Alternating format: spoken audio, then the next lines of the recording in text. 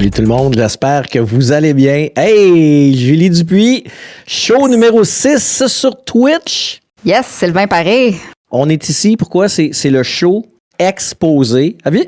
Les gens, tu penses-tu qu'ils avaient catché? Tu penses-tu qu'ils avaient exposé? Ben ouais, pour complexique, je sais pas, mais là que tu le dis maintenant, c'est fait. Maintenant, voilà, c'est réglé. Hey, on se retrouve tous les deux seuls aujourd'hui. Notre collègue Roxane est en vacances.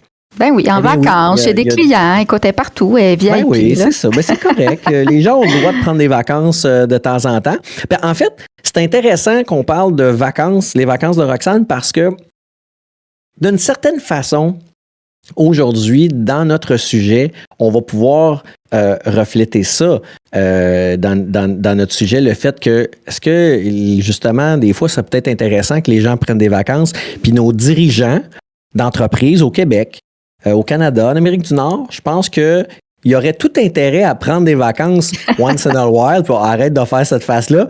Non, mais c'est vrai que des fois, tu te permets pas toujours d'en prendre, en tout cas, peut-être pas au moment où tu voudrais en prendre.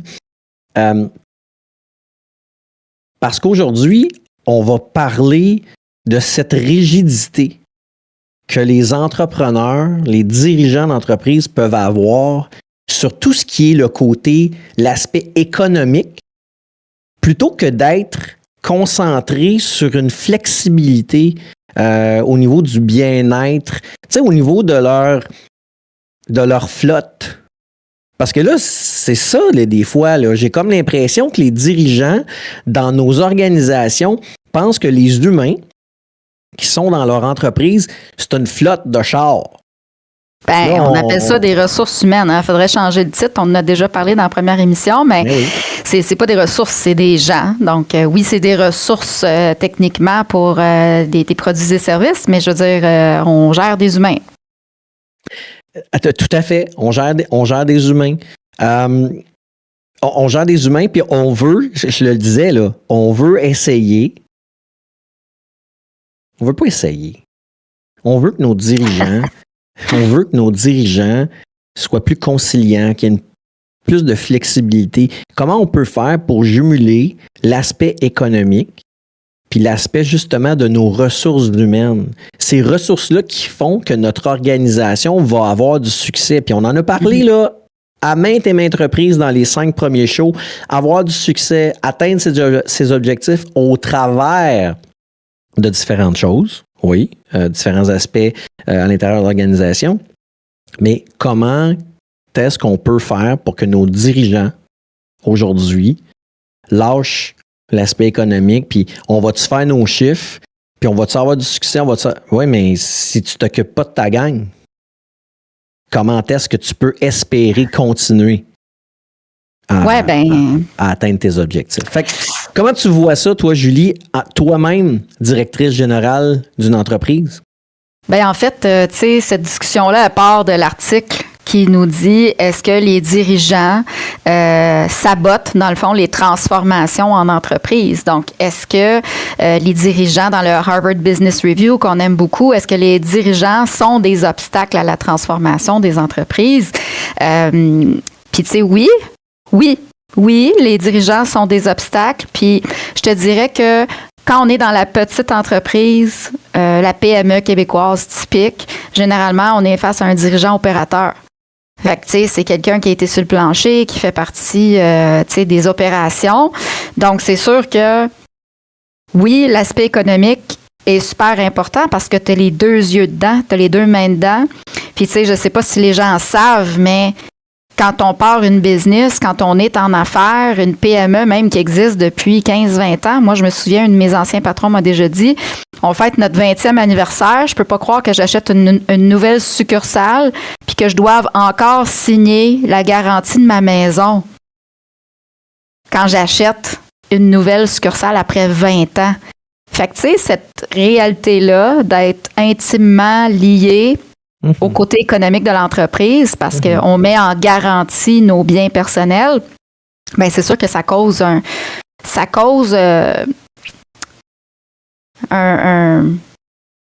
des œillères, si je peux dire. Oui, puis je comprends ce que tu dis. Ça fait du sens. Tu sais, ce que tu dis. Il y a des risques que tu es prêt à prendre, puis à un moment donné, il y a des risques que tu n'es pas prêt à prendre.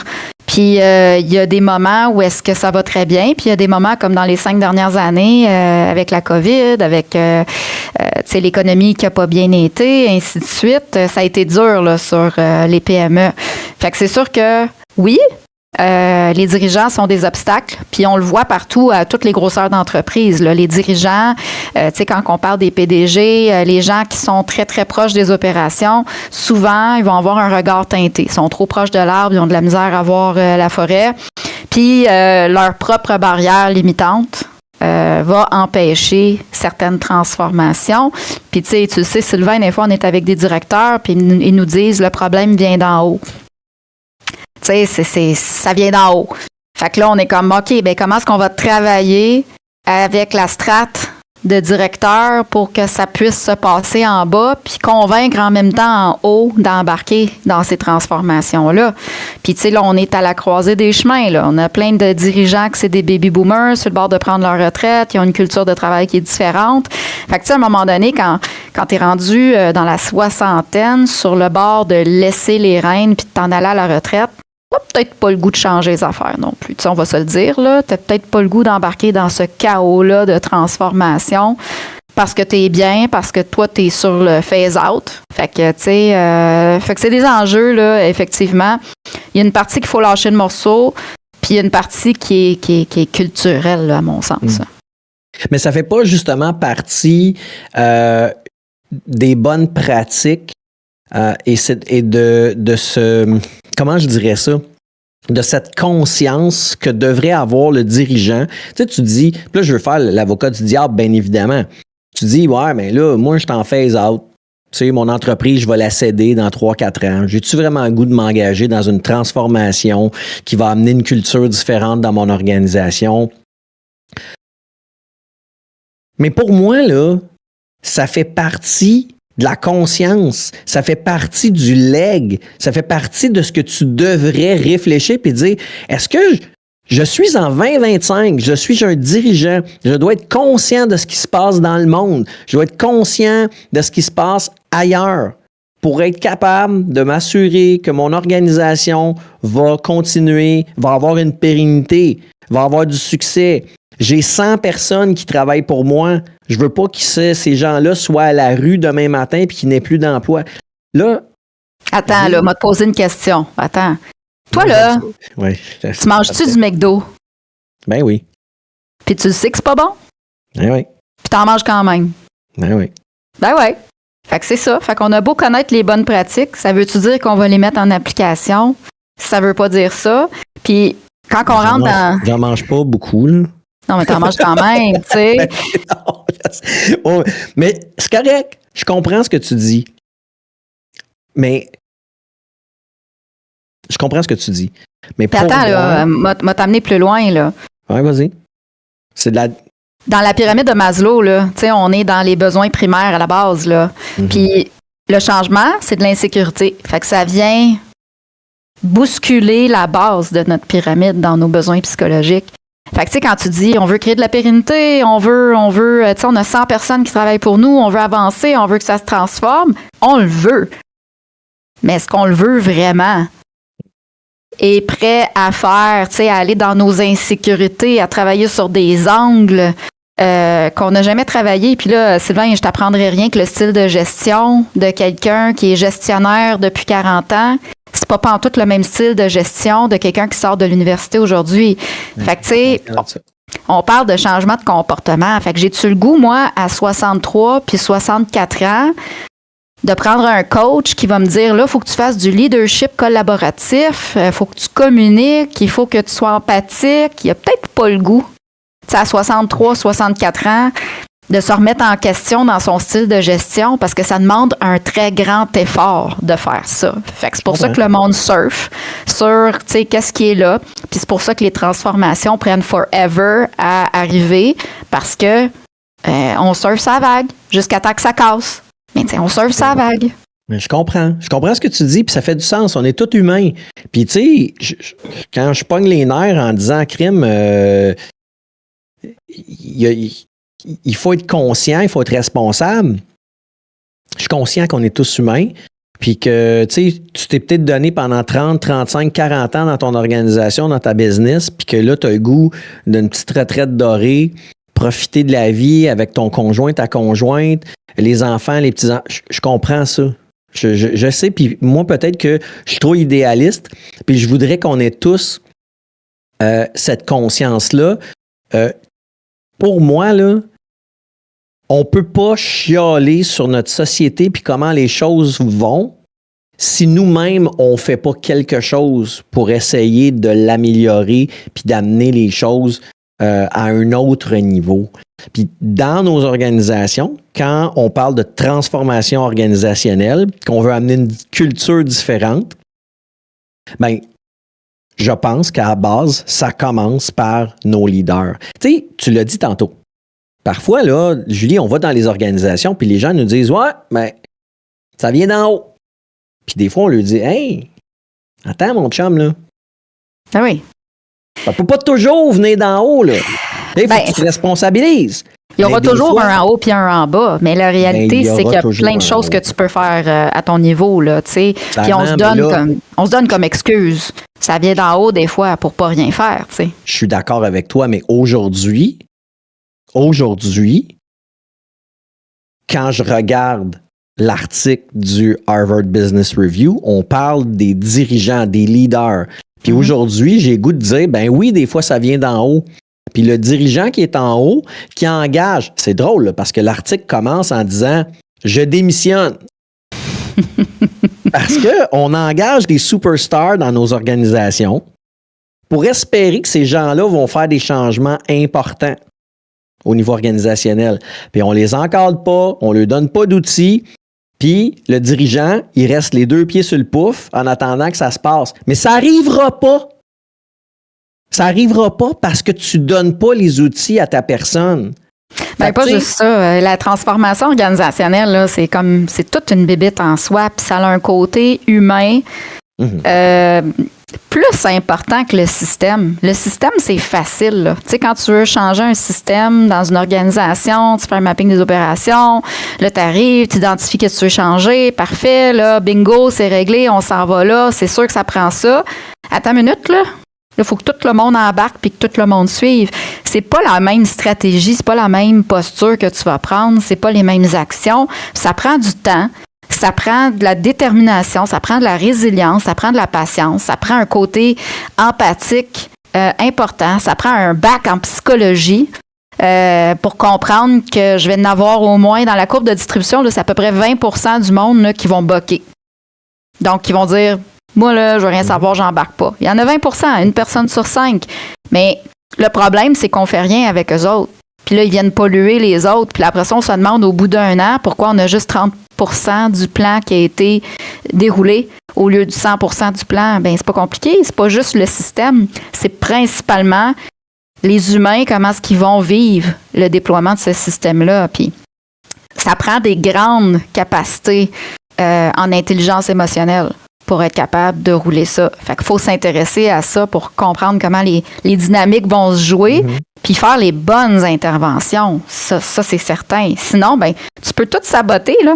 Tu peux absolument tout saboter. Puis nombre de discussions que j'ai eues, Sylvain, avec des dirigeants qui m'ont dit « Ça va être facile! » Puis moi, je leur réponds « Enlève tes lunettes roses. S'il te plaît, enlève tes lunettes roses parce que ça sera pas facile. Ça va être difficile. C'est difficile, les changements. C'est difficile pour tous les humains. OK? Tous les humains, c'est difficile. C'est la courbe naturelle de l'être humain. Fait que viens pas me dire que tu en as 150 puis qu'ils vont tous tourner d'un côté puis tous aller dans la même direction puis que ça va être ben oui, puis on y va. Ça se passera pas de même, là. Fait qu'on planifie pas bien le changement. Fait que c'est là que je trouve que les dirigeants se sabotent dans leur stratégie. T'sais. Mais tu penses pas que les dirigeants auraient tout intérêt à être plus présents dans une transformation organisationnelle? Moi, moi, je pense que les dirigeants ne sont pas suffisamment présents. Ils ont l'idée peut-être d'amener des bonnes pratiques, mais moi, je pense que ces gens-là, très souvent, restent ancrés dans leurs croyances, dans leurs réflexes. Écoute, moi, je serais portée à te dire que c'est quasiment le contraire. Okay. Ceux avec lesquels on a le plus de problèmes, c'est ceux qui sont trop présents. Tu sais, on veut changer les choses, mais on veut pas les changer. Tu sais, on veut faire des changements, mais on veut pas être inconfortable. Fait que, tu sais, on sait qu'il faut y aller, mais on n'est pas 100% prêt à y aller. Fait que quand on a qui font de l'ingérence, qui passent par-dessus leur directeur, ça va pas assez vite, on suit pas le process, on va aller bypasser. Ça, là, c'est du quotidien, là. Dans la majorité des organisations, on voit ces comportements-là. Puis, nombre de gens qu'on coach, puis dire là, si tu veux responsabiliser ta gang, si tu veux que ça marche, reste à ta place. Puis, laisse les autres faire leur bout de chemin aussi. C'est un travail d'équipe, tu sais. Fait que c'est pas un one-man show, là. Ben, c'est pas un one-man show, mais ce que je veux dire, t'as raison, j'entends ce que tu me dis, là. Puis, on en voit des dirigeants comme ça de temps en temps qu'on va dans les organisations puis qu'on va faire du développement organisationnel avec eux. Moi, ce que je dis, c'est la présence qui rassure, qui fait qu'on va croire, qui fait qu'on va embarquer, qui fait qu'on va y aller. On est dans la vision. Ben oui, dans la vision. Ben oui, bien évidemment. Je veux pas un dirigeant, comme tu disais, qui va bypasser tout le monde. Non, t'as mis une équipe en place, fais-y donc confiance, c'est bol. Tu sais, ça c'est... Mais dans la vision, oui. Tu sais, de voir un dirigeant... Je te donne un exemple. Il y a un Kaizen qui est organisé au niveau du département de l'expédition.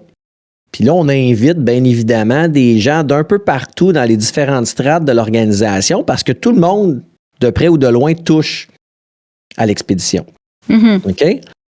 Ben, moi, là, je triperais de voir mon président débarquer dans ce meeting-là puis dire « Hey, comment ça va, la gang? J'ai entendu dire que vous faites un Kaizen aujourd'hui pour tac, tac, tac. Ah oui, puis vous allez travailler là-dessus pendant 3-4 jours. Je suis en arrière de vous autres. Je vous suis là-dedans. Puis c'est justement ça ma vision. C'est là que je veux aller. Je veux qu'on ait les bonnes pratiques, qu'on fasse les changements. C'est ça que je veux. Tu comprends? Moi, j'ai vécu complètement ça. Ouais. Avec ce discours-là. OK. Mais dans les actions, le président, il bypassait tout. On essayait de mettre des procédures en place. On essayait de mettre du lean en place. Puis lui, tout ce qui se faisait, c'est bypasser ça parce que ça allait pas assez vite. Fait qu'il avait beau dire, je suis là. C'est lui qui voulait ça. C'était sa vision. Mais après ça, dans le quotidien, c'est pas tout ça qui arrivait, là. Puis c'était vraiment frustrant parce que tu as quelqu'un qui dit quelque chose. Puis après ça, ben, qui fait complètement, pas le contraire, mais qui sabote lui-même ce qu'il veut en bypassant, puis en allant faire des actions qui sont pas dans la ligne de ce qu'on essaie de mettre en place. Fait que oui, il faut être présent d'une manière stratégique. Je pense qu'il faut inspirer, je pense qu'il faut être cohérent, je pense qu'il faut mettre l'effort, je pense qu'il faut être là pour les employés, leur donner les bonnes ressources. Mais je pense qu'à un moment donné, c'est sain aussi de prendre un pas de recul puis, tu sais, de garder son turf stratégique pour un dirigeant. Puis les dirigeants, dans bien des organisations, sont encore pognés dans l'opérationnel à côté. Puis quand on pose la question, hey, à quand ça remonte ta dernière planification stratégique? Ma quoi? Attends, on en a fait une, puis on n'a jamais rien fait avec. Ça a resté dans le tiroir, tu sais. Fait que, tu sais, on n'est pas assez stratégique. Puis, tu sais, ça a une incidence économique sur le développement de nos organisations au Québec. On a besoin de prendre du recul puis de regarder où est-ce qu'on veut s'en aller, pas toujours être en mode réactif puis en mode pompier, là. Mais donc, mon message aujourd'hui, ton message aujourd'hui, hey, puis si c'est pas ça ton message, tu vas me le dire, mais nos dirigeants, nos dirigeantes, président, présidente, VP, s'il vous plaît, soyez présents, soyez présentes. Essayez de vous défaire de vos croyances puis des réflexes, des vieux réflexes que vous avez. Soyez là pour pousser cette vision-là que vous avez, mais laissez-nous travailler. Ah ouais, puis c'est tough, Sylvain, parce que quand tu as été un doer, puis là, je vais parler de mon expérience. Tu sais, moi, j'ai occupé tous les postes dans une organisation. Tu sais, mon expérience de gestion est très vaste. Fait que pour moi, je suis capable d'agir sur les opérations, d'agir sur les ventes, d'agir sur le service client, d'agir. Je suis habilitée à aller là. Fait que c'est facile pour moi de jumper dans l'arène puis de vouloir m'occuper de tout ça. Puis crois-moi, je travaille très fort pour me déprogrammer puis pas le faire, tu sais. Fait que c'est pas si facile que ça, mais ça prend du monde de confiance dans nos équipes. Si t'as pas une équipe solide autour de toi pour faire ces transformations organisationnelles-là, ça va être vraiment difficile. Fait que, tu sais, la clé aussi derrière tout ça, c'est peut-être dans le sabotage, là, tu sais, parce que le thème aujourd'hui, c'est les dirigeants qui sabotent leur propre transformation. Bien, est-ce qu'on a les bons joueurs? Puis, je pense qu'on les a pas toujours. Puis là, arrive un peu l'urgence du moment qu'il faut y aller. Puis là, c'est pas stable là, dans l'équipe. Fait que qu'est-ce qu'on fait dans ce temps-là? Ben, on garde le contrôle, puis on se met les mains dedans, puis tu sais, on empêche l'équipe aussi d'avancer parce qu'on ne lui fait pas confiance. T'sais. Mais c'est pas justement là le moment où le dirigeant d'entreprise doit faire des concessions. Je suis pas sûre. Moi, j'en ai fait des concessions dans le passé, puis ça m'a mordu directement d'un fesses, là. Fait que, tu sais, parce que je me disais, bon, je vais faire des concessions. Puis ça n'a pas été gagnant. Je pense qu'au contraire, un peu comme, tu sais, on embauche le moins pire de la gang parce qu'on n'est pas prêt à attendre d'avoir la bonne personne devant nous. Ben, tu sais, la concession. Non, mais t'es entouré d'un paquet de moins pire de la gang. Fait qu'après ça, t'essayes de faire des grosses transformations organisationnelles. Hello, ça marchera pas. Tu sais, t'as les moins pires de la gang. Fait que c'est comme si t'as toujours un troisième trio. Tu sais, t'arriveras pas à scorer bien fort. Tu sais, ça te prend un premier trio. Là. Je comprends, mais là, c'est pas vrai, Julie, que c'est ça dans toutes nos organisations. Là. Je veux dire, on n'est pas toutes entourés des moins pires de la gang partout. Je veux dire, tu peux, en tant que gestionnaire, faire des concessions. J'ai pas dit concession dans le sens engageons du mauvais monde parce qu'on est mal pris. Il manque de monde, puis je veux faire une transformation organisationnelle, puis je vais prendre ce qui passe. Ce que je dis de faire des concessions, c'est de dire, ben, moi, en tant que dirigeant, je veux une transformation organisationnelle. Je vais partager ma vision, mais je vais faire des concessions. Je vais faire confiance à mon équipe. Oui, mais des fois, c'est pas possible parce que tu as des objectifs, tu as un timeline, tu as de l'argent, tu as des ressources en jeu. Pourquoi tu le fais d'abord? Des fois, tu n'as pas le choix. Le marché se transforme, puis il faut que tu y ailles, tu sais. Mais je veux revenir sur le moins pire de la gang. Parce que, tu sais, si je te demande, là, qu'est-ce que ça prend pour qu'une business fonctionne bien? Des compétences, right? Puis après ça, dans la transformation organisationnelle, les compétences, oui, mais quoi d'autre? Ben, le travail d'équipe, la communication, je veux dire... Le savoir-être. On a des organisations avec plein d'experts, donc plein de monde super bon, qui ont un super bon CV, qui ont des bonnes compétences, puis Crimbin ne sont pas capables de travailler en équipe, ne sont pas capables de se parler, ne sont pas capables de résoudre un conflit, ne sont pas capables d'échanger sur des débats sains. Fait que là, imagine, là, dans la transformation, où est-ce qu'on change des process, où est-ce que, tu sais, on regarde comment on travaille, puis on doit changer des méthodes. Wow! Ça prend du leadership transformationnel. Fait que c'est des nouvelles compétences, ça. Fait qu'on n'a pas nécessairement ça dans notre poche. Fait que moi, je peux avoir la meilleure équipe technique, là. Moi, là, j'ai une super bonne personne aux finances, j'ai une super bonne personne aux ressources humaines, j'ai une super bonne personne aux opérations, j'ai une super bonne personne en vente, puis j'ai une super bonne personne aux relations publiques. Mettre tout ça dans la même pièce, ça veut-tu dire que ça va marcher? Non. Fait que c'est pour ça que je te dis, quand je dis les moins pires de la gang, c'est qu'aujourd'hui, ça te prend un skill set beaucoup plus large que qu'est-ce que ça prenait. Il y a même juste 10 ans, là, le marché a complètement changé. On vit constamment dans le changement aujourd'hui. Fait que tu peux même pas juste être bon. Puis être bon aujourd'hui, là, c'est bon 2 ans. C'est vrai? C'est 2 ans que ton bagage de compétences est valide, là. Fait que, tu sais, si les gens se développent pas, si nos gestionnaires se font pas coacher, si on paye pas des formations pour développer leurs compétences, ben notre équipe, rapidement, elle devient du 70% performant, là. Puis là, je suis d'accord avec toi, OK? Puis je veux pas qu'on s'éloigne du sujet parce que là, tu sais, c'est tellement intéressant parce qu'on peut revenir sur la responsabilité de chacun. Tu en as parlé tantôt, puis j'en parle. Tu sais, hier, j'étais chez un de nos clients, je donnais de la formation à des superviseurs, puis je leur rappelais que leurs employés aussi ont une responsabilité, pas seulement eux.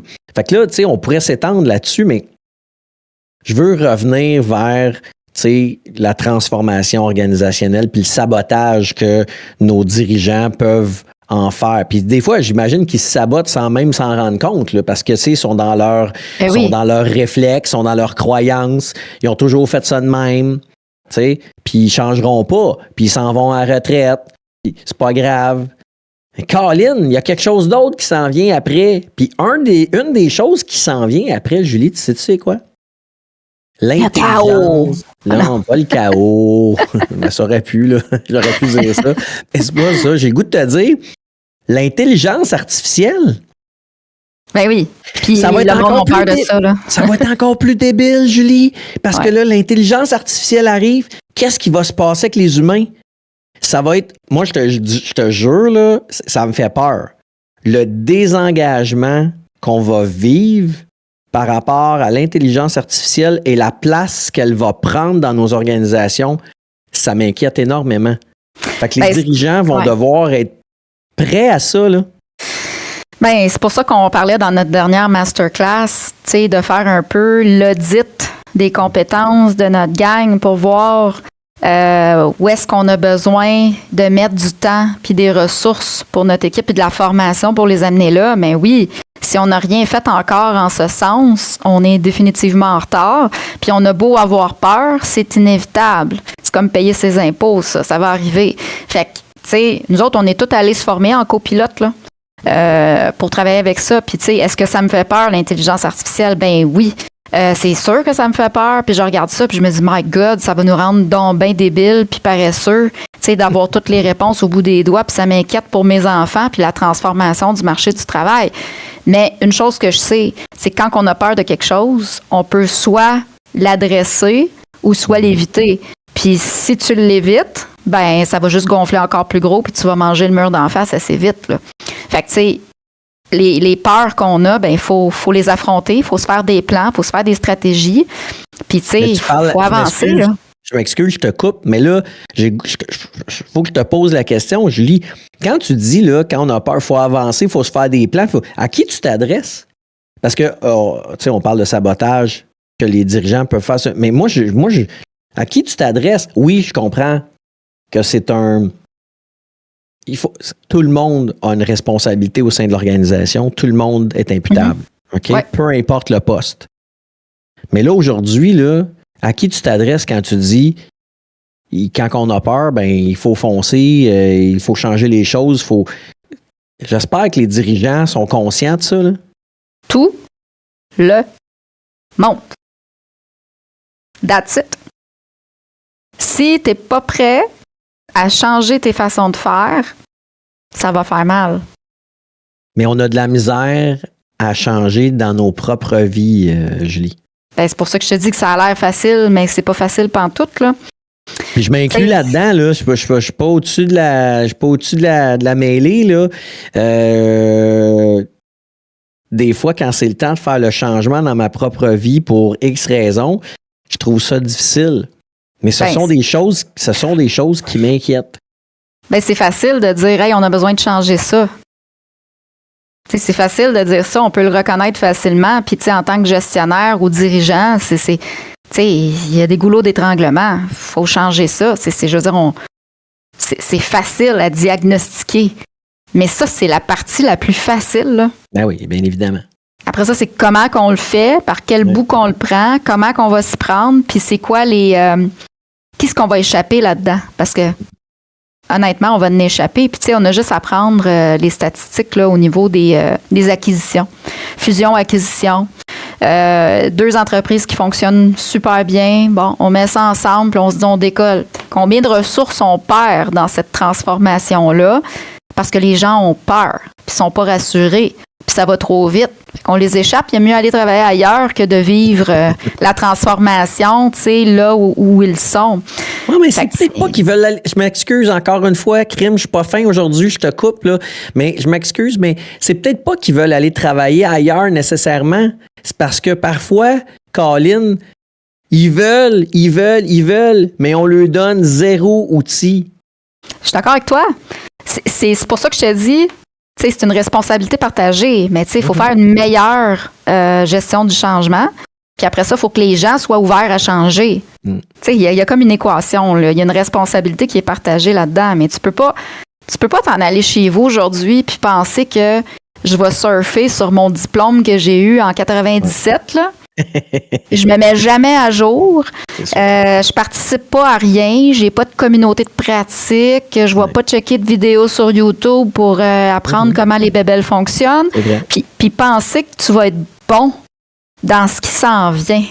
Parce que ça nous demande tous une espèce d'introspection sur wow, qu'est-ce que j'ai besoin d'aller développer comme compétence. Puis c'est pas toujours ton employeur qui va te le donner, là. C'est vrai.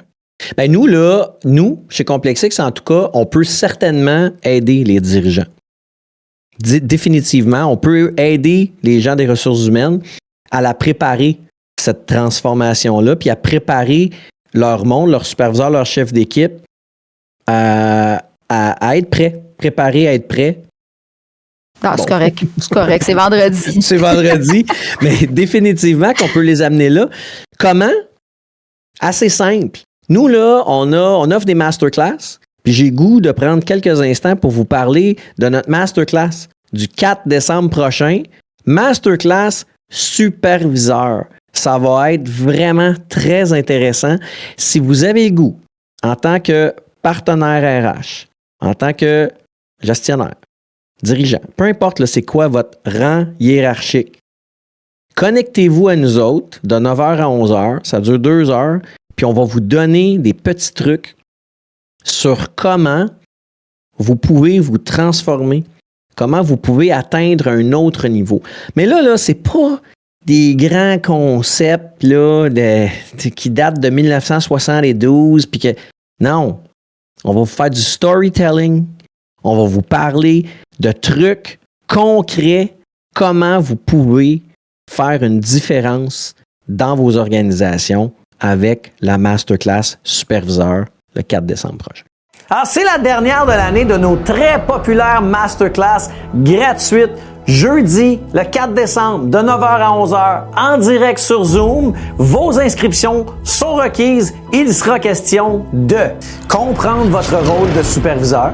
La communication, la base d'une supervision efficace, mobilisée par le sens, par la valorisation et par le pouvoir d'agir. Intervention, intervention, intervention. Créer de la cohésion et un esprit d'équipe. Passer de superviseur à leader inspirant. Le jeudi 4 décembre de 9h à 11h en direct sur Zoom, la masterclass Superviseur.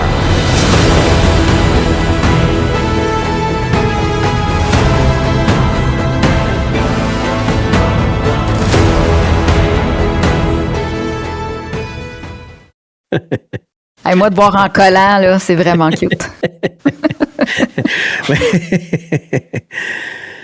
Oh, God. On n'en fait pas des affaires hein, pour avoir de la visibilité? Ben hey, oui. Moi, je vous invite, là, on va reprendre notre discussion sur ces dirigeants qui se sabotent, mais Colin, je vous invite à venir suivre notre masterclass. C'est définitivement un super bon endroit pour commencer. Pour justement préparer vos troupes à cette transformation organisationnelle que vous allez vivre. Que vous le vouliez ou non, dans les prochains mois, les prochaines années, il va y avoir une transformation organisationnelle dans votre entreprise. Je ne sais pas comment vous le dire, mais l'intelligence artificielle va être un de ces aspects qui va venir vous donner une petite tape en arrière de la tête, vous dire « Hey! Faut que tu changes, mon chum, là. Faut que tu t'organises. Faut que tu t'adaptes. Bref. Soyez prêts. Transformation organisationnelle, c'est clair. Je reviens sur quelque chose qu'on disait en début d'épisode, Julie. Ouais. Il disait, tu sais, il y a l'aspect de la performance économique qui est très importante pour nos dirigeants, bien évidemment. Bien évidemment. Si on a des entreprises en santé économiquement parlant, on a des entreprises qui sont pérennes, puis on a des gens qui continuent à travailler pour nous, puis ces gens-là, ils reçoivent un salaire, puis ils font rouler notre économie, puis bon, right? Ouais. Mais c'est quoi les trucs, selon toi, qui est directrice générale d'une entreprise depuis 8 ans?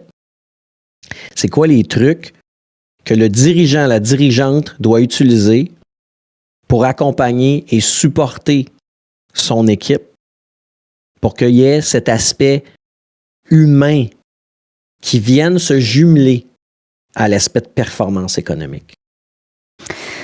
Ben écoute, faut planifier. Tu sais, il faut planifier puis savoir où est-ce qu'on veut s'en aller. Puis à un moment donné, Sylvain, c'est inévitable. Il faut investir pour développer l'organisation. Puis ça, investir, c'est investir dans des systèmes puis investir dans des humains. Fait que c'est sûr qu'à un moment donné, l'entreprise va bien, on est en santé financière, on fait des profits puis tout ça. Puis là, on pourrait être tenté de dire, tu sais, don't fix it if it ain't broken. Là. On va pas aller changer la recette qui fonctionne. Puis on va surfer sur cette vague-là. Puis on prépare pas la suite. Fait que si on prépare pas la suite, ben là, à un moment donné, la suite nous rattrape. Puis là, ben on est pris à courir puis à essayer de faire ces changements-là. Fait que, tu sais, si on fait un exercice de planification stratégique, si on sait, puis pas sur 4 ans, là, arrêtez-moi avec ça, là, il y a tellement d'affaires qui changent en 4 ans. Planification stratégique sur 1 an. Faire cet exercice-là. Se questionner où est-ce qu'on veut s'en aller. Se donner des directions. Se donner un plan d'action avec moins de stock dedans, mais du stock qu'on va pouvoir réaliser. Puis s'attribuer des budgets qui vont nous servir de levier pour créer plus tard de la pérennité. Puis en sachant que c'est pas pour tout de suite. Tu sais, c'est pour après. Ah oui, mais si je le fais pas, ça, ben on y arrivera pas, tu sais. Fait que moi, je pense qu'il faut revenir à la base de la planification stratégique, puis changer notre façon de faire des planifications stratégiques, puis que ça reste pas dans le tiroir. Vraiment, s'y référer, avoir des tableaux de bord, des outils qu'on peut suivre, des plans d'action qui sont réalistes, avec des milestones à atteindre, puis on mobilise tout le monde là-dedans. Nous autres, chez Complexix, on prône la planification stratégique collaborative. Fait que souvent, quand on accompagne nos clients, on va les amener à amener des joueurs différents niveaux hiérarchiques à la table. Pas juste les VP, là. On veut des directeurs, on veut des superviseurs, on veut des ambassadeurs pour qu'ils nous ramènent la réalité du terrain. Puis là, on en fait quelque chose de démocratique, puis on le passe aux joueurs dans l'organisation pour qu'ils se responsabilisent là-dedans. Ils ont fait partie de l'exercice. Ils comprennent le why, en arrière de ça, le pourquoi. Puis là, ben, c'est bien plus facile de travailler dans ce sens-là que une gang de gens qui se rencontrent, qui décident tout, puis qui disent à tout le monde, voici ce qui va se passer cette année. Tu sais, en partant, là, juste ça, aujourd'hui, les jeunes, ils veulent participer. Les nouvelles générations, ils veulent pas être juste des doers. Ils veulent pas être juste des exécutants. Fait que on le sait très bien, quand on implique les gens dans le changement, ben la transformation organisationnelle est bien plus facile à faire. Mais là, il faut accepter d'amener des joueurs à la table. Puis il faut être dans la transparence. Mais comment on peut ne pas accepter, en fait, c'est certainement pas comme ça que ça se passe dans la tête des gens, mais comment on peut pas penser à notre monde?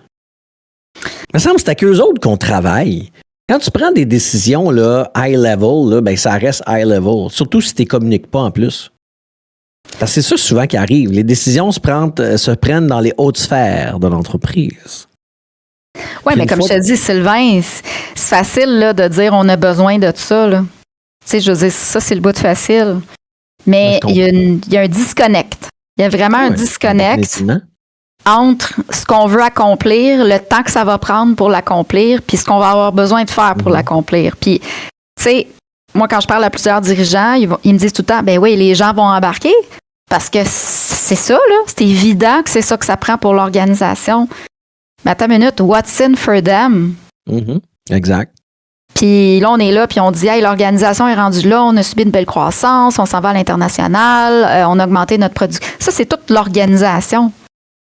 Mais l'employé, lui, il faut qu'il embarque là-dedans, sachant que ça va bousculer ses méthodes de travail, ça va changer sa façon de faire les choses, ça va l'épuiser, ça va être difficile, il faut qu'il apprenne. Il n'y a rien pour lui, là, à part de dire, wow, mon organisation va bien, tu sais. Fait que le discours n'est pas adapté non plus pour bien influencer les gens à adopter les changements. On est beaucoup dans faites ça parce qu'on a décidé ça, puis pas dans le pourquoi on fait ça, puis quel gain vous allez en tirer, chacun de vous dans l'organisation. Ben, ouais. J'aime ça ce que tu viens de dire. C'est vrai. Ouais, on le voit régulièrement dans les organisations. Mais il y a une chose que tu as dite tantôt puis qui me parle, là. Puis je le vois, là. J'étais en coaching avec un directeur la semaine dernière. Puis on jase de ce qui se passe dans son département, les projets, on s'en va où avec ça. Mais il y en a trop de projets. Ben oui. Ça n'a aucun bon sens. Pas juste ça. On a 1 million de projets, puis on n'a pas de gestionnaire de projet. Ben oui, c'est ça. Ça, c'est un classique, là. Fait que nos dirigeants, on sent le besoin de travailler sur X, sur Y, sur Z. On peut-tu juste en prendre un à la fois? Puis là, hey, attends, je vais t'en compter une, là, Sylvain. Là, on va aller dans un peu de crunchy. Je n'aimerais pas l'organisation. Mais l'organisation a fait une implantation d'un nouveau CRM. Puis, il était sur MS-DOS, là. Quand même. OK? Fait qu'on est sur un système qu'on roule depuis 30 ans. Puis là, on s'en va vers une plateforme dynamique avec l'inventaire connecté puis toute la patente. Sais-tu qui a géré le projet? Non. La directrice financière sur le point de quitter pour la retraite, qui a accepté de rester pour ne pas s'en aller à la retraite pour aider à livrer le projet. Ça fait pas de sens. Puis, qu'est-ce qui est arrivé 1 an plus tard? Le système ne marche pas. C'est ça. Personne n'utilise le... Ben non. C'est sûr. Fait que, tu sais, c'est comme si... Puis là, je l'ai vu là, tellement de fois, Sylvain, là, dans des projets d'acquisition. On fait l'acquisition d'une organisation, on a un projet... On ne met pas de chargé de projet parce qu'on ne veut pas dépenser pour un chargé de projet, mais là, le bordel est poigné. Ou on dit au gestionnaire, hey, c'est toi qui vas gérer le projet. Y a-tu d'autres choses à faire, lui, que de s'asseoir puis de faire des tableaux puis de coordonner des ressources parce qu'il a son quotidien à gérer? Fait que c'est comme si ça n'avait pas de valeur de gérer un projet. Puis pourtant. Puis c'est ça qui assure le succès, là. Bien, certain, c'est ça qui assure le succès. Ça peut faire tout. C'est pas ça peut. Ça fera toute la différence. En fait, c'est l'imputabilité de se rendre au bout, de suivre le plan d'action, tu sais, de pouvoir avoir des KPI, des indicateurs de performance qu'on va pouvoir suivre. Fait que, tu sais, il y a plein de choses qu'on ne fait pas bien dans une gestion du changement. Puis juste parce qu'on veut aller vite, puis on pense que ça va bien se faire, là. Tu sais, on part avec cette pensée magique-là, là. Puis on devrait, puis tu sais, je reviens à nos dirigeants qui parfois sabotent cette transformation organisationnelle-là parce que justement, ils sont pognés dans leurs croyances, dans leurs réflexes. Bon, OK, ça c'est une chose. Moi, là, quand je vais donner de la formation et qu'on est associé à une organisation pendant 1 an et demi, qu'on travaille avec eux, je m'attends à ce que quelqu'un suive le projet aussi. Pour moi, c'est important. Si personne ne suit ce projet-là à l'interne, s'il n'y a pas quelqu'un qui est le chef d'orchestre du fait que ComplexX est là pour donner de la formation aux gestionnaires, aux gens sur le plancher, on fait de la transformation organisationnelle, on travaille sur la vision, sur la mission, sur les visions, missions, valeurs. Bref, on touche à tout. S'il n'y a personne qui est là pour diriger ce qu'on est en train de faire, ben 1 an et demi, 2 ans plus tard, on quitte, puis il n'y a rien qui va se faire. Ben en fait, on assume que les gens vont prendre leurs responsabilités. Tu sais, nous autres, on est des experts là-dedans, puis on travaille fort avec les organisations là, pour les accompagner là-dedans. Mais tu sais, on est des experts là-dedans, là, je reviens là-dessus. Là. Fait qu'imagine quand tu es tout seul à opérer ça, puis que tu n'es pas un expert là-dedans. Mm-hmm. Ben, c'est tough en tabarnouche, là. C'est pas facile, là. Mm-hmm. Je suis d'accord.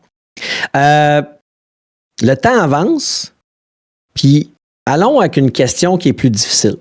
Ouais. Puis je t'en ai pas parlé avant la rencontre. J'aime ça. Semblant, là, on se fait une belle conversation, mais des fois, tu sais, quand même, on se prépare légèrement. Là. On ne peut pas arriver ici à avoir rien à dire à nos amis. Est-ce que tout ça, là, c'est pas comme la conversation, là, on tourne peut-être autour du pot, puis que c'est pas comme l'éléphant blanc dans la pièce, puis qu'on évite d'en parler. Est-ce que tout ça n'est pas lié à l'âge des gestionnaires? Tu sais, tantôt, tu en as parlé légèrement, on l'a effleuré rapidement, là. Mais est-ce que ça se peut que ça, c'est peut-être parfois, pas tout le temps, là. Je suis pas en train de dire qu'un gestionnaire de 67 ans est pas capable de faire la job, puis qu'il est pas ouvert sur 2025. Attention, là. Prêtez-moi pas des mots que j'ai pas dit. C'est pas ça que je dis. Je dis, ça se peut-tu que les vieux gestionnaires y aient de la misère à gérer leur organisation en 2025 parce qu'ils sont pas au goût du jour? Bon, c'est dit. Ben, moi, je pense pas que ça a rapport avec l'âge. Je pense que oui, des fois. Ben, attends ce que je vais répondre. Ouais, si tu es un gestionnaire qui lit des livres, hein, Sylvain? Comme je te dis tout le temps, de lire à chaque jour. Si tu es un gestionnaire qui est connecté avec les pratiques de gestion d'aujourd'hui. Nous autres, on est abonnés au Harvard Business Review, on lit là-dessus, on se challenge là-dessus. Si on est des gestionnaires qui suivent régulièrement des formations, qui va dans des congrès, qui participent à des colloques, moi, je pense que tu as peut-être 65 ans puis tu peux être le porteur de projets innovants. Puis je l'ai dit tantôt, j'y crois, là. Fait que je pense pas que c'est l'âge. Moi, je pense que c'est le désir de se développer pour développer la business. Puis, tu sais, la business se développe à la vitesse que les individus sont prêts à se développer. Fait que, tu sais, moi, j'en fais tu le sais, là, moi, chez Complexique, je veux que tout le monde se forme, je veux que tout le monde soit toujours, tu sais, vous avez des budgets, je vous demande, bon, c'est quoi vos formations pour cette année, puis let's go. Pourquoi? Parce qu'on pourrait répéter la même maudite affaire qu'on répète depuis 8 ans, mais en réalité, ça change. Fait qu'il faut adapter nos pratiques, puis ça, c'est propre à toutes les organisations. Puis on parle des secteurs d'activité pointus, mais on parle des pratiques de gestion, ça rentre dans la même chose. Fait que, tu sais, si on a des lacunes, on a des faiblesses, ben il faut aller travailler de ce côté-là, il faut essayer de comprendre, il faut s'ouvrir au débat d'esprit. Tu sais, moi, je suis peut-être pas d'accord avec certaines pratiques, mais ça veut-tu dire que j'ai raison de pas être d'accord, tu sais? Fait que convince me, là, tu sais, dis-moi le contraire, puis si ça fait bien du sens, je vais y aller. Mais pour ça, on a besoin de challenger le statu quo, tu sais. Fait que moi, c'est bien plus ça, là, d'être confortable dans ses pantoufles. Là. Je t'ai posé la question, puis tu m'as répondu, puis tu m'as convaincu, c'est parfait. Même fait ça que c'est pas l'âge. C'est pas l'âge. On est d'accord. Mais restons réveillés, puis restons sur le bout des pieds, tu sais. Ouais. Pas penser que parce qu'on est des seniors puis on a de l'expérience dans notre domaine qu'on va être encore bon demain, parce que c'est pas vrai. Exact. Puis là, je vais aller plus loin, là, parce que nous autres, on est des 45 ans et plus, là. Mais tu sais, je lisais un article dans la presse cette semaine on est expiré, là, à partir de 45 ans, là, dans le domaine de la gestion. On commence à être considéré comme des poids plus lourds parce qu'on veut pas changer nos façons de faire. Hey, moi, j'ai dit ça, je suis dans la fleur de l'âge, là. Moi, je suis dans mon pic. Ouais. Puis là, on est en train de me dire que je suis dépassée, tu sais. Voyons.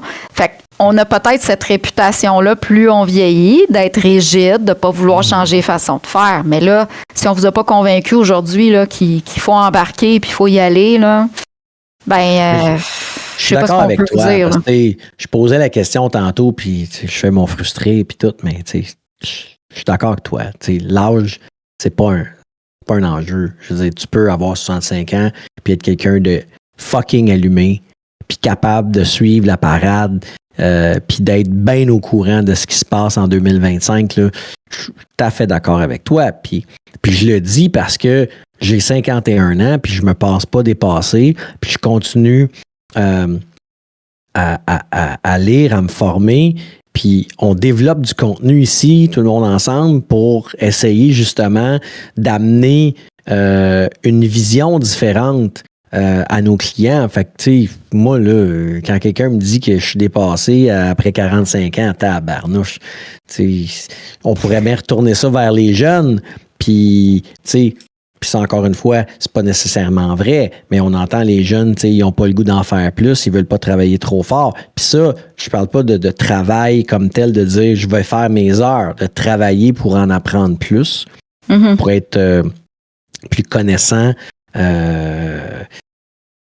Difficile aujourd'hui, même si les réseaux sociaux nous permettent d'aller chercher beaucoup d'informations. Puis tu sais, là, encore une fois, tu sais, ça serait facile d'aller là, puis je veux pas sortir du sujet. Aujourd'hui, dans le Harvard Business Review, ce qu'on a lu cette semaine, toi et moi, est-ce que les dirigeants sont un obstacle majeur à la transformation des entreprises? Nous croyons que parfois oui, nous croyons que parfois non, parce que c'est pas vrai que c'est tout blanc puis c'est tout noir tout le temps. Là. Non, puis quand tu prends une décision, c'est la meilleure décision au moment où est-ce que tu as évalué de prendre cette décision-là. Fait que c'est pas tout blanc, c'est pas tout noir, mais faisons un examen de conscience. Posons-nous des questions. Parce qu'on n'est pas dans les top organisations dans le monde. Là. Le Québec, on est en arrière d'un point de vue de performance. Je suis d'accord. Il faut se poser des questions. Là. Mais tu sais, mon point, Julie, c'est que tu sais, moi, je veux un monde idéal, un monde parfait. Là. C'est ça que j'aimerais. Moi aussi, j'aimerais tellement ça, là, des petites licornes avec de la musique, puis tout le kit. J'aimerais ça. Mais la vérité, c'est qu'il y a des gens qui pensent que la Terre est plate. Là. C'est ça, la vérité. Fait qu'il faut vivre... pas plate? C'est une blague. Fait qu'il faut vivre avec ça. Ouais. Fait qu'il faut être capable de pas vivre, composer avec ça. Il faut composer avec ça, puis fait qu'il y a, tu sais, il y a des dirigeants qui sont vraiment pris dans leurs vieux réflexes, dans leur En fait, croyance. C'est la rigidité. Ben oui, de 1973, mon année de naissance.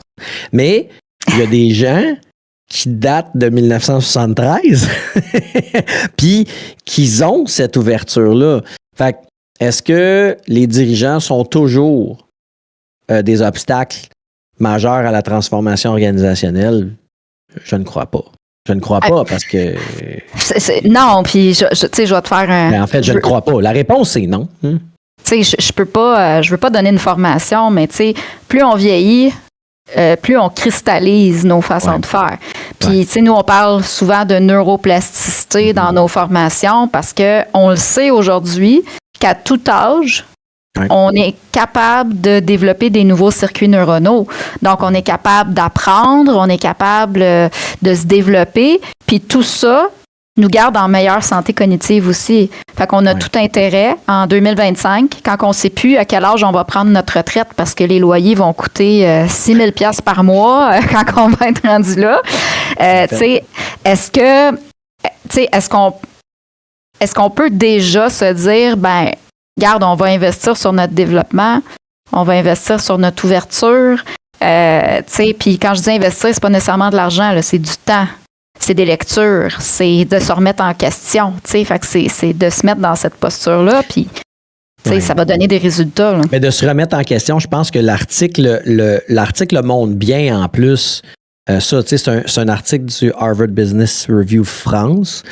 Puis on parle dans cet article-là de Hubert Joly, qui est le CEO de Best Buy en France. Ou c'est peut-être Europe, là, mais... Puis tu sais, ça explique dans l'article que pendant longtemps, lui, il cultivait cette essence-là de dire, ben, tu sais, le leader qui est la personne la plus intelligente dans la pièce. C'était ça sa façon de voir les choses, tu sais. Mais éventuellement, il y a eu Il a été capable de s'adapter, de changer. Et y a-tu eu une illumination? Qu'est-ce qui a fait que ça l'a amené là? Mais il s'est rendu compte que finalement, être la personne la plus intelligente dans la pièce, c'était pas ça. C'était focusé sur l'humain. C'est fini l'empire, là. Les hiérarchies verticales. Là. Dallas Dynasty, c'est terminé, ça? C'est terminé. Puis, tu sais, les entreprises qui sont prises avec, ça s'est démontré, là, des hiérarchies très rigides, en silo, avec des, tu sais, là, la forme classique d'une entreprise, là, on n'est plus dedans, là. Tu sais, ça marche plus, là. Tu sais, d'avoir 4 niveaux d'approbation avant de te rendre en haut, là, ben tu vas avoir une société agile à côté de toi, qu'eux autres, ils vont y aller direct parce qu'ils sont en hiérarchie horizontale. Ça va aller bien plus vite dans le processus décisionnel. Puis aujourd'hui, c'est une game de vitesse. Pourquoi tu commandes sur Amazon? Parce que ça va être shippé le lendemain. Tu sais, c'est toute une game de vitesse. Fait qu'avant, on avait le temps. On a moins de temps aujourd'hui. Fait que, tu sais, il faut trouver cette agilité-là. Fait qu'on peut pas continuer de travailler de manière linéaire et verticale comme ça, puis penser que celui d'en dessous, c'est un sous-fifre, puis qu'il n'est pas intelligent. Là. Puis que moi, je possède toute l'intelligence du monde parce que je suis le boss. Voyons, un peu d'humilité, là.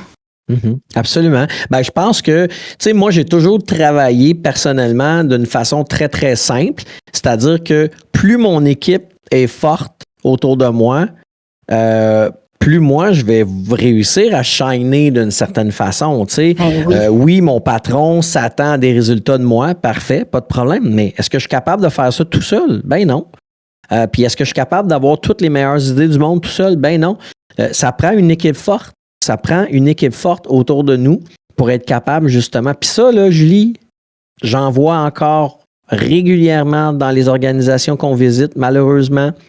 Le gestionnaire qui a peur de se faire dépasser ou outstager par son équipe ou certains membres de son équipe. Ben non, crime!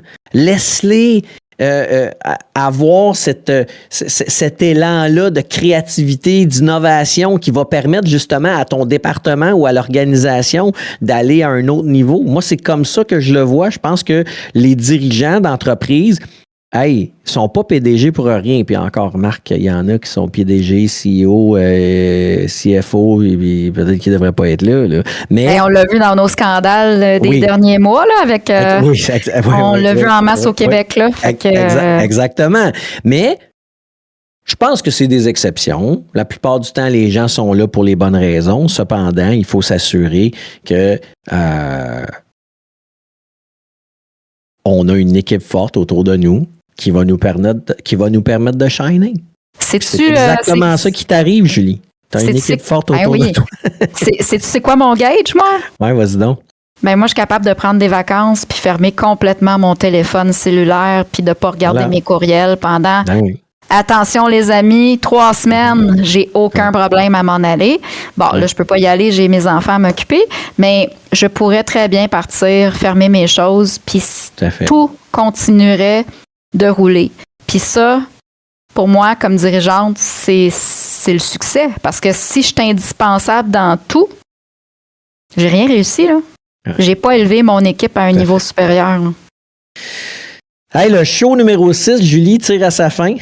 Ça a été très intéressant, encore une fois, comme discussion. Tu sais, puis j'ai le goût de te dire que ça va être comme ma conclusion à moi, là, mais j'aimerais ça que tu me donnes peut-être en 1 minute ce que tu retiens de notre conversation d'aujourd'hui. Mais moi, là, ce que je retiens de notre conversation d'aujourd'hui, c'est que finalement, là, on travaille dans un monde où est-ce que tout est dans tout. Nous, là, en développement organisationnel, là, tout est dans tout parce qu'à chaque sujet, je suis capable de faire des liens avec tous les sujets qu'on a eus déjà dans le passé.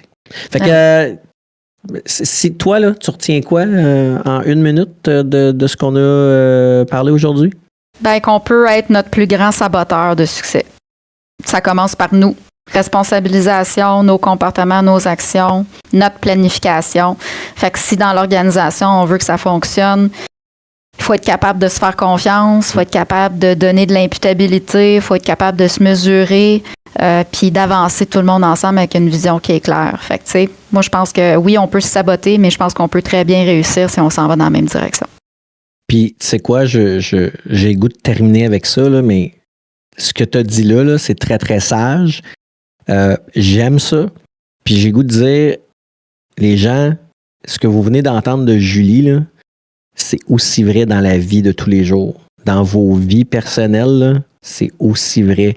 Sois responsable, sois imputable. Si tu veux faire des changements, fonce. Parce que si tu n'en fais pas de changement ou que tu ne t'adaptes pas, mais tu vas toujours, comme notre amie Roxane dit tout le temps, avoir les mêmes résultats. Fait que ça ne s'applique pas juste dans la vie professionnelle. Ça s'applique aussi dans la vie personnelle. Hey, merci beaucoup, Julie, pour cette conversation. Ça a été vraiment très intéressant, encore une fois. J'espère que nos abonnés ont apprécié. N'oubliez pas, allez joindre la chaîne Complexe X sur Twitch. C'est gratuit, bien évidemment. Regardez sur les réseaux sociaux. On est aussi disponible sur les réseaux sociaux et bien évidemment, on est disponible sur certaines plateformes de podcast maintenant, Spotify, entre autres, Balado Québec. Merci beaucoup tout le monde. Je vous souhaite un excellent week-end et on se retrouve à 3 la semaine prochaine à midi. Salut! Salut!